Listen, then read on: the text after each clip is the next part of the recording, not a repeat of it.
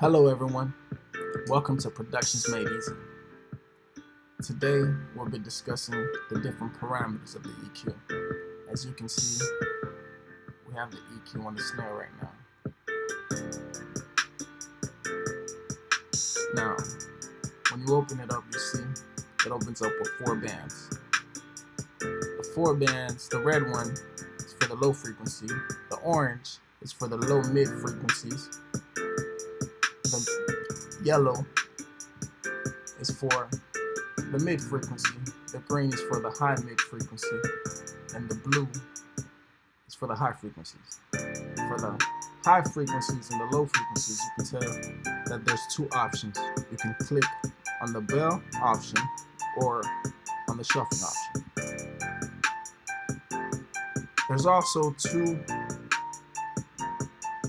others here that you don't see. You have to click here and here to activate them, and that is the high pass filter and the low pass filter.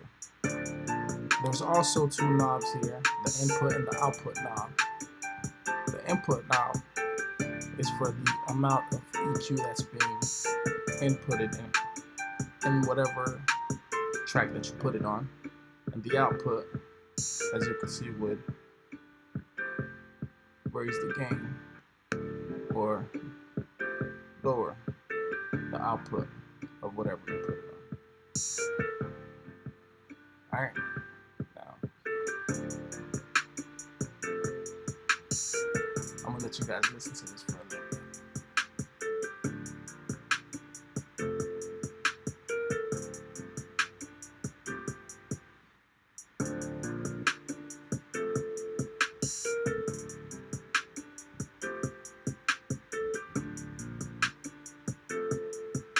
Alright, now for the snare, how I would EQ the snare at about 500. I would raise it a little bit here. When you raise it, I don't know if you can hear it a little bit, but you can hear it sounds a little bit fatter. Now, when you EQing, don't have it like this unless you're doing some fine tuning and you're trying to like eliminate some frequencies. It's better to have the Q open. And this is the Q. This here allows you to sweep through the frequencies. And this here's the gain. Gain knob. Alright? Now,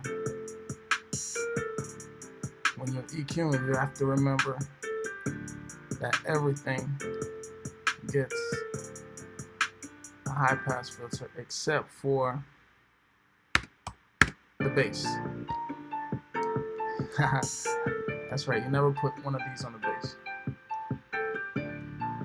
Alright? Now, you can also raise it a little bit here at 1K and then a little bit at 4K.